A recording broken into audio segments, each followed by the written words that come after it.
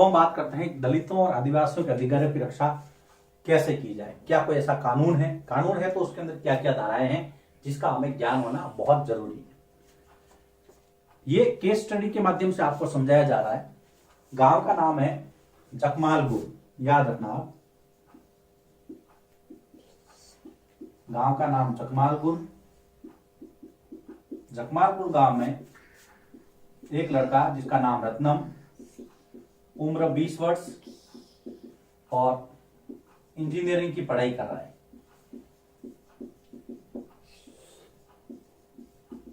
Engineering की शिक्षा प्राप्त कर रहा है रत्नम। गांव है उसका जकमालपुर। जकमालपुर गांव में एक रस्म है, एक त्योहार है जो हर 5 वर्ष के अंतराल पर आयोजित होता है।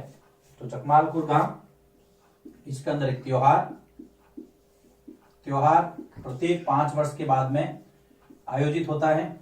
और उसमें उस त्योहार के अंदर क्या होता है, जो दलित समुदाय है वो पुजारियों के पैर धोकर के धोवन के पानी से नहाता है। दलित समुदाय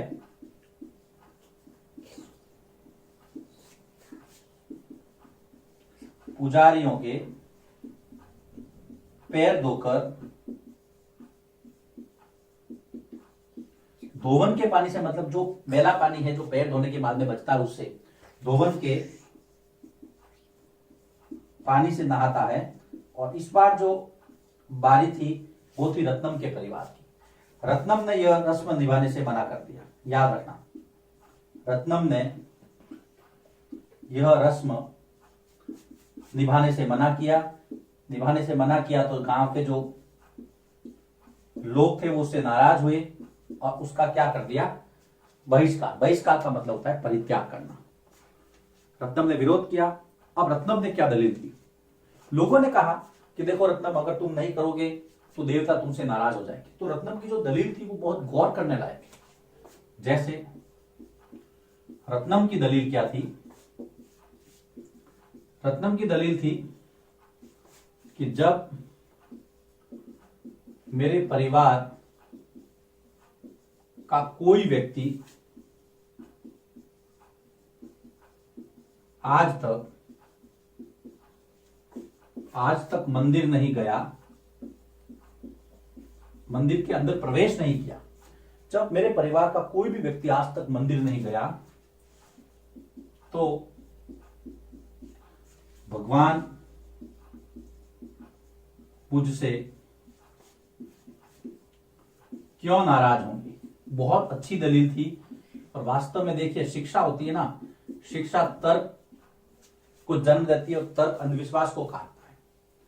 रत्नम एक पढ़ा लिखा लड़का था, उसको पता था कि ये जो है, ये सारी जो रस्में हैं वो गैर संवैधानिक है, लोगों की बराबरी गैर बराबरी को प्रमोट करती है, बराबरी को निषेध करती है, असमानता को बढ़ावा देती है, भेदभाव को बढ़ावा देती है, हमारे संवैधानिक जो अधिकार है उसका हनन करती है। ये सब उसको पता था। ये कहां से? शिक्षा से प्राप्त किया उसने। तो आज अगर मैं कहूं, आपको कहूं कि भाई डोनाल्ड ट्रंप आपसे नाराज है, आप कहोगे सर क्या मजाक है, डोनाल्ड ट्रंप से हमारा क्या लेना देना, हम तो उसको जानते तक नहीं। बस यही चीज थी यहां पर भी। उसने कहा कि जब मैं और मेरे परिवार का कोई भी व्यक्ति आज तक मंदिर के अंदर नहीं गया तो भगवान मेरे से नाराज क्यों होंगे, इसलिए मैं इस रस्म को नहीं मानता हूं। होना क्या था, रत्नम का विरोध हुआ। रत्नम की झोपड़ी में आग लगा दी गई। मुश्किल से वो अपनी मां के साथ वहां से जान बचा करके भागा। स्थानीय मीडिया ने इसको कवरेज किया। मीडिया कवरेज के बाद में इस प्रथा का विरोध हुआ और उसके बाद में यह प्रथा जो है वो खत्म कर दी गई। रत्नम को घर छोड़ना पड़ा। मैं शॉर्ट में आपको बता रहा हूं, सारी कहानी आपको मैंने समझा दी है। स्थानीय मीडिया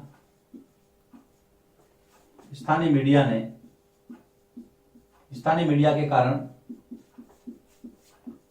यह रस्म जो है वो सरकार द्वारा खत्म कर दी गई और करनी ही चाहिए थी। ऐसी कोई रस्म नहीं होनी चाहिए जिसमें भेदभाव को बढ़ावा मिले। मीडिया ने नहीं खत्म की, सरकार ने की, लेकिन मीडिया ने उसको बताया। मीडिया का काम यही है, जहां पे भेदभाव हो रहा है, किसी के साथ अत्याचार हो रहा है, तो वो सरकार के सामने, समाज के सामने रखना। अब रत्नम ने क्या किया, केस दर्ज कराया उन लोगों के खिलाफ जिन्होंने उनके घर में आग लगाई थी। और जो केस दर्ज हुआ उसमें जो कानून जो काम किया कानून ने, वो कानून था अनुसूचित जाति एवं जनजाति अत्याचार निवारण अधिनियम 1989। देखिए, अनुसूचित जाति एवं जनजाति अत्याचार निवारण अधिनियम, ये आपको ध्यान रखना है। तो ये एक्ट कब लागू हुआ? 1989 में, 1989 में। इसके तहत रत्नम ने केस दर्ज करवाया और उन लोगों पे कार्रवाई हुई। तो ये बहुत जरूरी था। वापिस देखिए, उसके बाद में आगे चलेंगे। सबसे पहले जो घटना है वो है जगमालपुर गांव की। पात्र का नाम है रत्नम, उम्र 20 वर्ष, इंजीनियरिंग की पढ़ाई कर रहा है।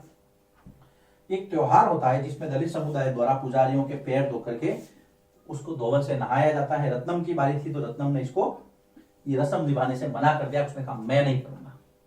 क्यों नहीं करूंगा? जब रत्नम को कहा कि भगवान नाराज हो जाएंगे तो रत्नम ने यह दलील दी कि जब आज तक मैं मंदिर के अंदर नहीं गया तो भगवान के नाराज होने का तो प्रश्न ही पैदा नहीं होता। रत्नम का विरोध हुआ, लोगों ने उसका बहिष्कार भी किया। बहिष्कार मतलब उसको अलग कर देना, उसके साथ कोई व्यवहार नहीं रखना, याद रखना, बहिष्कार।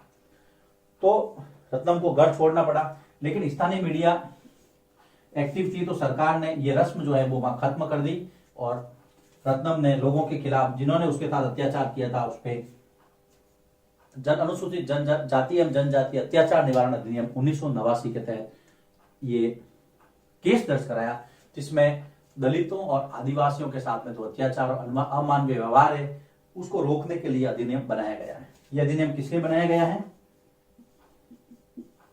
दलितों व देखिए आदिवासियों को भी इससे बेनिफिट मिलता है।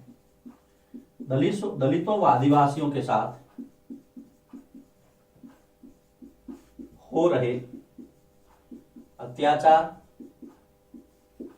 भेदभाव तथा अमानवीय व्यवहार को रोकने के लिए, जो कि मानवता के अनुरूप नहीं है, संविधान के अनुरूप नहीं है, अमानवीय व्यवहार को रोकने हेतु यह काम किया गया। यह अधिनियम भारत सरकार द्वारा बनाया गया। एक आपको इसके साथ में यह लाइन ध्यान रखनी है कि जो अनुसूचित जाति जनजाति अत्याचार निवारण अधिनियम 1989 है वो क्या काम करता है? वो दलितों आदिवासियों के साथ अत्याचार, भेदभाव और अमानवीय व्यवहार को रोकता है। इसके साथ में ये लाइन आपको लिखनी है। अब हम देखते हैं कि इसके अंदर कौन कौन सी धाराएं हैं, इसके अंदर कौन कौन से नियम हैं, जो कि यहां पर भी दिए आपको लिखना है। मतलब एग्जाम में अगर पूछ ले कि अनुसूचित जाति जनजाति अत्याचार निवारण अधिनियम 1989 के तहत क्या क्या सहूलियत या क्या क्या अधिकार मिले हुए हैं, तो आप उसको लिस्ट आउट करेंगे। वो मैं बता रहा हूं अगले बोर्ड वर्क में। पहले आप इसको लिखिए, फिर हम आगे बढ़ते हैं। अभी जो 1989 का जो अधिनियम है उसके अंदर जो नैतिक रूप से निंदनीय व्यवहार है, जो मानव को मानवता के नाते नहीं करना चाहिए, उसके लिए नैतिक रूप से निंदनीय सबसे पहले तो। दूसरा शारीरिक रूप से खौफनाक, जो कि शरीर को हानि पहुंचा सकता है और यहां तक कि इतनी हिंसा हो जाती है कि व्यक्ति का जीवन भी खतरे में पड़ सकता है। तो उसके लिए अपराधों की जो है लिस्ट दी गई है कि क्या क्या नहीं करना चाहिए, अगर कोई ऐसा करता है तो अपराधी है। तो सबसे पहले कि अनुसूचित जाति और जनजाति, ध्यान रखिए पहला बिंदु मैं यहां लिख रहा हूं, अनुसूचित जाति तथा जनजाति के किसी भी व्यक्ति को, पहला अनुसूचित जाति तथा जनजाति के किसी भी व्यक्ति को कोई भी ऐसा पदार्थ जो खाद्य नहीं है, अखाद्य पदार्थ, अनुसूचित जाति या जनजाति किसी व्यक्ति कोई अखाद्य अथवा गंदा पदार्थ खाने या पीने को विवश करते व्यक्ति को कोई भी अखाद्य जो खाने योग्य नहीं है तथा गंदा पदार्थ खाने को विवश करते हैं तो उसको अपराध की श्रेणी में माना जाए। ऐसे कई मामले आते हैं कि यहाँ पर अत्याचार हो रहा है और उनको ऐसी ऐसी चीजें खिलाई जा रही हैं जो खाने योग्य नहीं है, तो जिन्होंने खिलाया है उसके विरुद्ध 1989 के इस अधिनियम के तहत कार्रवाई की जाएगी, पहली चीज। दूसरा है, अनुसूचित जाति जनजाति के किसी भी व्यक्ति को नग्न करते, निर्वस्त्र करते, उसे नंगा घुमाते हैं, उसके चेहरे पर किसी तरह का रंग लगाते हैं, है ना। देखिए मैं अनु ही लिख रहा हूं, अनुसूचित जाति या जनजाति के किसी भी व्यक्ति को नग्न करते हैं, वस्त्र उतार देते हैं उसको शहर में या गांव में नंगा घुमाते हैं, चेहरे या शरीर के किसी भी भाग का चेहरे आदि पर रंग लगाते हैं तथा कोई ऐसा व्यवहार करते हैं जो मानवता के अनुरूप नहीं है, जो मानवीय प्रतिष्ठा के अनुरूप नहीं है, तथा कोई ऐसा व्यवहार या कृत्य काम करते हैं, कृत्य करते हैं ना, करते हैं जो मानवीय प्रतिष्ठा के अनुरूप नहीं हो, मानवता के नाते वो सही नहीं हो, मानवीय प्रतिष्ठा के अनुरूप नहीं हो तो वो भी अपराध की श्रेणी में, मानवीय प्रतिष्ठा के अनुरूप नहीं हो तो वो भी किसमें आएगा, मानवीय गरिमा के खिलाफ आएगा और ये अपराध की श्रेणी में आएगा। तीसरा, अनुसूचित जाति या जनजाति की किसी भी व्यक्ति को उसके नाम पर या उसकी जो अगर जमीन है तो वो आप किसी को बेच नहीं सकते। अगर वो ऐसा करता है तो वो इस धारा के अंदर जो है गुनाहगार की सूची में आएगा। तीसरा क्या है, अनुसूचित जाति या जनजाति के किसी भी व्यक्ति के नाम पर आवंटित की गई, मतलब बांटी की गई, अनुसूचित जाति या जनजाति के किसी व्यक्ति के नाम पर आवंटित, मतलब यदि उसके नाम पर जमीन है, आवंटित भूमि अगर किसी अनुसूचित जाति या जनजाति के व्यक्ति के नाम पर जमीन है और अगर उस भूमि पर कोई व्यक्ति कब्जा करता है या फिर अपने नाम पर हस्तांतरित करवाता है, उसको ट्रांसफर करवाता है, तो उसको सजा दी जाएगी। व्यक्ति के नाम पर आवंटित भूमि पर कब्जा करता है या अपने नाम पर हस्तांतरित करवा लेता है, ट्रांसफर करवा लेता है भूमि को, अपने नाम पर हस्तांतरित करवाता है तो यह कार्य अपराध माना जाएगा। तो उनको जमीन की भी सुरक्षा दी गई। कई बार ऐसे मामले आए कि उनकी जमीनें छीन ली गई, तो ये भी 1989 के एक्ट में ये धारा है कि उसकी जमीन पर कोई अधिकार नहीं कर सकता है। और अनुसूचित जाति जनजाति की जो जमीन है वो उसी वर्ग के व्यक्ति को बेची जा सकती है। उसके बाद में अनुसूचित जाति या जनजाति की किसी भी महिला को अगर कोई अपमानित करता है, उस पर हमला करता है, उसके साथ जोर जबरदस्ती करता है तो उसको अपराध माना जाएगा। अनुसूचित जाति या जनजाति की महिला को यदि कोई व्यक्ति अपमानित करता है, उस पर हमला करता है या जोर जबरदस्ती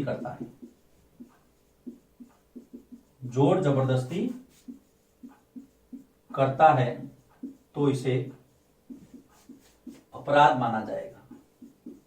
तो ये देखिए, ये कुछ धाराएं हैं 1989 के एक्ट की जो आपको ध्यान में रखनी है। कई बार प्रश्न आ जाता है 1989 का जो अधिनियम है, अनुसूचित जाति जनजाति अत्याचार निवारण अधिनियम, उसकी कुछ धाराओं को लिखिए। तो आपको 4 बिंदु लिखने हैं। अब ये जो है, इससे आदिवासियों को भी फायदा मिला है, याद रखना। ये जो एक्ट है उससे आदिवासियों को भी अपनी जमीन संसाधन और गैर बराबरी को खत्म करने का अवसर दिया है। ये भी बात आपको ध्यान में रखनी है। देखिए, इस अधिनियम से, मैं अधि लिख रहा हूं, इस अधिनियम से आदिवासियों को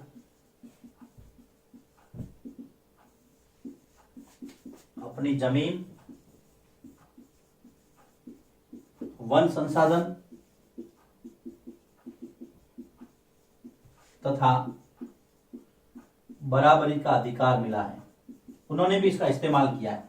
हम आगे पढ़ेंगे तीसरे वीडियो में कि आदिवासियों ने इस अधिनियम से कैसे फायदा लिया है, या उनको जो है इस अधिनियम से कैसे अधिकार मिले। इसके पहले हमने देखा था 1989 का अधिनियम क्या है। अब यहां पर धाराएं, तो धाराओं में पहला तो यह है कि कोई भी अखाद्य या गंदा पदार्थ खाने को विवश नहीं किया जाएगा। दूसरा, किसी भी व्यक्ति को निर्वस्त्र नग्न करके अगर उसको घुमाना, चेहरे पे रंग लगाना, अमानवीय व्यवहार करना, ये सब गलत है, उसको अपराध माना जाएगा। तीसरा, जो जमीन है वो अनुसूचित जाति जनजाति के आदमी या व्यक्ति के नाम पर आवंटित है तो उसको कोई भी अपने नाम पर ट्रांसफर नहीं करवाया जाएगा। कोई ऐसा करता है तो उसके खिलाफ कार्रवाई की जाएगी। चौथा है, अनुसूचित जाति जनजाति की कोई महिला है उसे अपमानित करना, जोर जबरदस्ती करना या अपराध माना जाएगा। वैसे किसी के साथ में नहीं करना चाहिए ऐसा, वो सब अपराध ही है, लेकिन स्पेशल इसमें 1989 के एक्ट में ये धाराएं दी गई है। फिर आता है, क्या इस अधिनियम से आदिवासियों को भी हेल्प मिली है? बहुत मिली है। उन्होंने अपनी जमीन, अपने वन संसाधन और बराबरी का जो अधिकार है वो इससे काफी हद तक प्राप्त किया है। तो लिखिए इसको, यहाँ पर ये दूसरा वीडियो समाप्त होता है। तीसरे वीडियो में हम देखेंगे कि आदिवासियों ने अपने अधिकारों की लड़ाई किस लिए, कैसे लड़ी है, क्या 1989 का एक्ट उनको भी हेल्प करता है।